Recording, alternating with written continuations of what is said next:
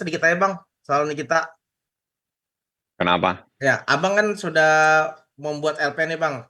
Di Instagramnya Nikita juga ada memposting LP atas nama Abang. Mungkin tuh bisa dijelaskan Bang? Kalau itu udah jelas kok ya, yang kita laporkan itu yang terpenting itu adalah objeknya. Objeknya itu adalah adanya sebuah suara seseorang yang direkam tanpa izin daripada seseorang, dan itu dijadikan bukti dalam sebuah proses. Di dalam penjelasan pasal 31 Undang-Undang ITE, merekam tanpa izin adalah perbuatan pidana.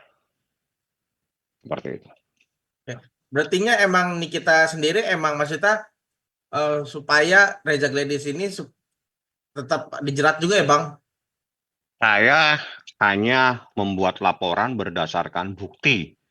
Jadi bukti itulah, jadi objeknya itu adalah adanya rekaman terhadap seseorang pada saat berkomunikasi tanpa izin daripada orang tersebut. Nah, rekaman itu telepon kah atau apa Bang? Ya itu Percakapan. yang Anda dengar. Kan berkomunikasi, dari berkomunikasi itu direkam. Perekaman itu ada aturan sendiri yang boleh melakukan perekaman. Ya, itu adalah penegak hukum ya. Kalau bukan penegak hukum itu melawan hukum jadinya. Saya tidak akan menjelaskan secara mendetail. Yang jelas objeknya itu adalah di saat ada orang berkomunikasi tanpa izin orang tersebut dilakukan perekaman.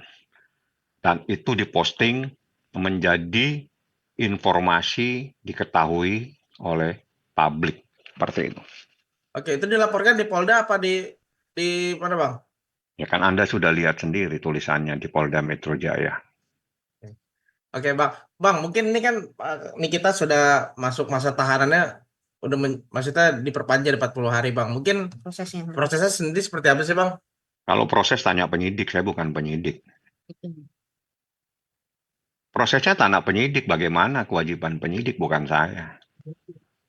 Kalau langkah dari Abang atau dari Nikita sendiri Nggak boleh saya sampaikan apapun langkah saya. Saya selalu tidak pernah menyampaikan apa yang akan saya lakukan. Karena saya tidak akan menjelaskan apapun terhadap apa yang harus saya lakukan. Karena itu terkait dengan proses hukum, terkait dengan upaya saya selaku kuasa hukum dan advokat untuk memberikan perlindungan, untuk memberikan pembelaan kepada klien saya, sehingga saya tidak akan menyampaikan informasi apapun. Yang jelas saya telah melakukan hal-hal untuk memberikan perlindungan dan pembelaan yang tidak perlu juga harus diketahui oleh pihak lain, seperti itu. Bang, ini kan pihak Raja Gede kemarin melakukan BAP tambahan Bang.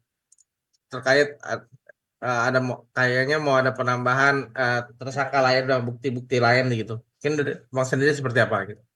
Saya nggak nanggapin itu. Pertanyaan itu sampaikan ke pihak lain saja. Saya nggak paham itu yang begitu-begitu. Yang jelas saya sampaikan. Jadi yang begitu-begitu coba tanya langsung ya, karena proses penambahan berita acara pemeriksaan itu adalah hak daripada penyidik yang akan memanggil dan seterusnya, seperti itu. Nah, di dalam proses ini, pada saat proses saya membuat laporan, itu atas permintaan Nikita Mirzani dan dia sendiri yang meminta saya segera membuat laporan, Bang. Karena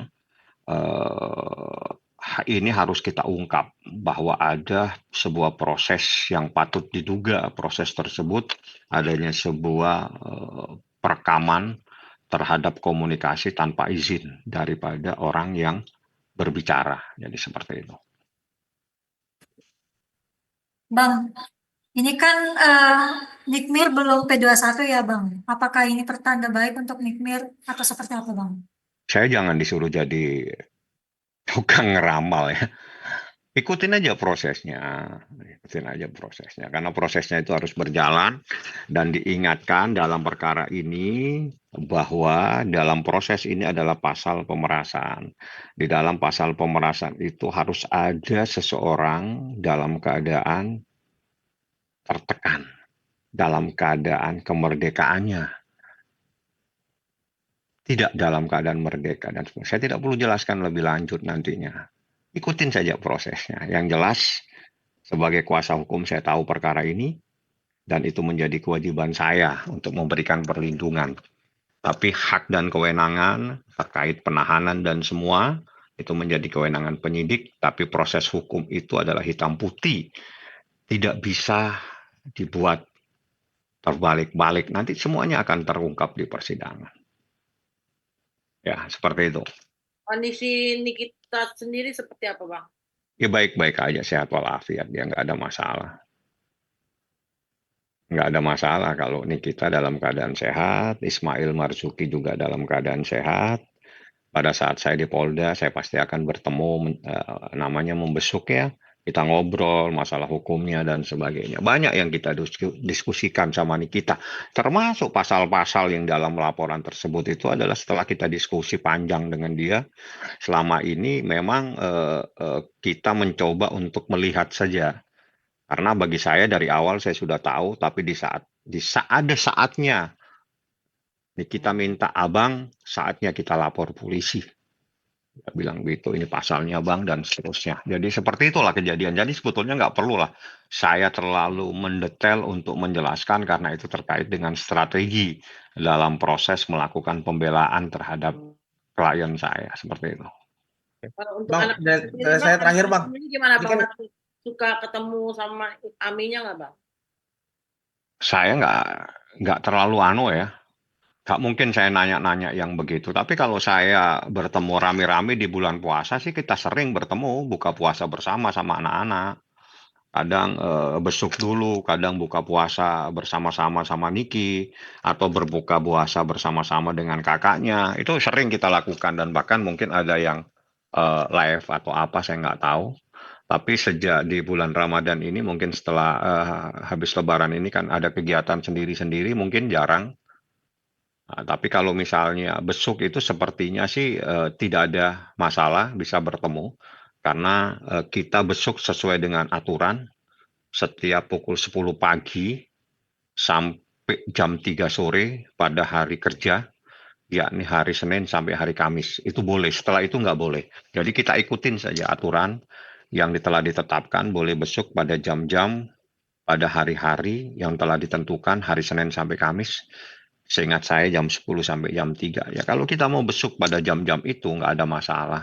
Tapi kalau misalnya sudah di luar daripada aturan, dan itu saya pikir tidak mungkin diizinkan untuk bertemu. Karena membesuk itu bagian dari hak asasi manusia. Seorang tersangka pun punya hak untuk bertemu dengan keluarganya, dengan sahabatnya, dengan teman-temannya.